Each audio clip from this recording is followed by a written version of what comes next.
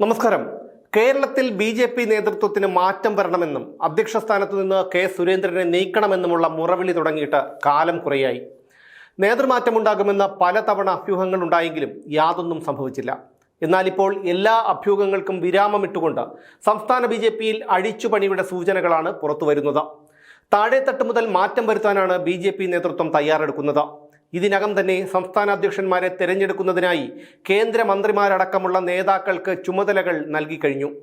ഈ മാസം പകുതിയോടെ കേരളം അടക്കമുള്ള സംസ്ഥാനങ്ങളിൽ അധ്യക്ഷന്മാരെ തിരഞ്ഞെടുക്കുമെന്നാണ് സൂചന. ജനുവരി അവസാനമാകുമ്പോഴേക്കും ദേശീയ അധ്യക്ഷനെയും തെരഞ്ഞെടുത്ത് അഴിച്ചുപണി പൂർത്തിയാക്കാനാണ് ദേശീയ നേതൃത്വത്തിൻ്റെ തീരുമാനം. 11 കേന്ദ്രമന്ത്രിമാരെയും 3 സഹമന്ത്രിമാരെയും 5 ജനറൽ സെക്രട്ടറിമാരെയും സംസ്ഥാന അധ്യക്ഷന്മാരെ തിരഞ്ഞെടുക്കാനായി ഉടൻ തന്നെ സംസ്ഥാനങ്ങളിലേക്ക് അയക്കും. കേരളത്തിൻ്റെ ചുമതല കേന്ദ്രമന്ത്രി പ്രഹ്ലാദ് ജോഷിക്കാണ്.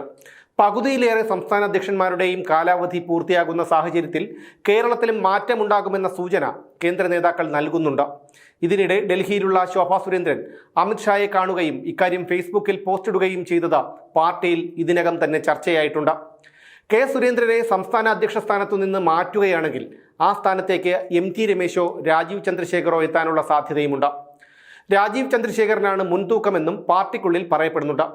വരുന്ന തദ്ദേശ തെരഞ്ഞെടുപ്പിൽ പ്രകടനം മെച്ചപ്പെടുത്തണമെന്ന കർശന നിർദ്ദേശം കേന്ദ്ര നേതൃത്വം സംസ്ഥാന നേതൃത്വത്തിന് നൽകിയിട്ടുണ്ട്. 100 പഞ്ചായത്തുകളും തിരുവനന്തപുരം, തൃശൂർ കോർപ്പറേഷനുകളുമാണ് ടാർഗറ്റായി സംസ്ഥാനത്തിന് നൽകിയിരിക്കുന്നത്. ഈ മാസം പകുതിയോടെ സംസ്ഥാനങ്ങളിലെ പുനഃസംഘടന പൂർത്തിയാകും. അതോടെ ദേശീയ അധ്യക്ഷനെ തിരഞ്ഞെടുക്കുന്ന നടപടികളിലേക്ക് പാർട്ടി കടക്കും. പകുതിയെങ്കിലും സംസ്ഥാന അധ്യക്ഷന്മാരെ തീരുമാനിച്ചു കഴിഞ്ഞാൽ ദേശീയ അധ്യക്ഷനെ തീരുമാനിക്കും.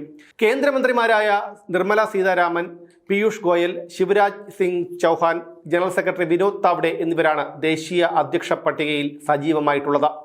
കഴിഞ്ഞ നിയമസഭാ തെരഞ്ഞെടുപ്പിലുണ്ടായിരുന്ന ഒരു സീറ്റ് കൂടി നഷ്ടപ്പെട്ടതോടെ സംസ്ഥാന അധ്യക്ഷൻ കെ സുരേന്ദ്രന് വളരെ വലിയ വിമർശനങ്ങൾ ഏറ്റുവാങ്ങേണ്ടി വന്നു.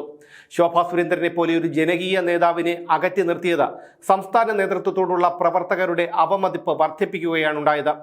പിണറായി സർക്കാരിനെ പ്രതിരോധത്തിലാക്കാമായിരുന്ന പല അവസരങ്ങളും സംസ്ഥാന നേതൃത്വം കണ്ടില്ലെന്നു നടിക്കുകയാണ് ചെയ്തത്. ഇതെല്ലാം തന്നെ സംസ്ഥാന അധ്യക്ഷൻ കെ സുരേന്ദ്രന്റെ കഴിവുകേടായി വിലയിരുത്തപ്പെടുന്നുമുണ്ട്. സംസ്ഥാന നേതൃത്വത്തിന്റെ തലപ്പത്തേക്ക് ശോഭാ സുരേന്ദ്രൻ എത്തണമെന്നാഗ്രഹിക്കുന്ന വലിയൊരു വിഭാഗം പ്രവർത്തകരുണ്ട്. ഇവരുടെ വികാരം ദേശീയ നേതൃത്വം തിരിച്ചറിയുമോ എന്നാണ് കണ്ടറിയേണ്ടത്. എന്തായാലും ശോഭാ സുരേന്ദ്രൻ എന്ന തീപ്പൊരി നേതാവ് സംസ്ഥാന നേതൃത്വത്തിന്റെ തലപ്പത്തെത്തിയാൽ അത് പാർട്ടിക്ക് ഗുണം ചെയ്യുമെന്നുറപ്പാണ്. ഓരോ ജീവിതവും ഓരോ കഥകളാണ്, വേറിട്ട കഥകളുടെ ഒരു കൂട്ടായ്മ. വേണമെങ്കിൽ നമുക്കതിനെ ഒരു നോവലെന്ന് പേരിടാം. അതുപോലൊരു നോവലല്ലേ നിങ്ങളുടെ ജീവിതവും? എന്താ, ശരിയല്ലേ? നിങ്ങളുടെ അനുഭവങ്ങൾ, കഥകൾ എന്തുമായിക്കൊള്ളട്ടെ, അത് കേൾക്കാൻ DNA ന്യൂസിലൂടെ ഞാൻ എത്തുന്നു. കഥ പോലൊരു ജീവിതം, അതിനായി ഞാൻ നിങ്ങൾക്ക് വേണ്ടി കാത്തിരിക്കുന്നു. നമുക്ക് ഒന്നിച്ച് കാണാം, കുറേ കാര്യങ്ങൾ സംസാരിക്കാം, വേദനകൾ പങ്കിടാം. നിങ്ങളുടെ വിഷയങ്ങൾ, അനുഭവങ്ങൾ അത് ഞങ്ങളെ അറിയിക്കേണ്ട വിലാസം താഴെ കൊടുക്കുന്നു.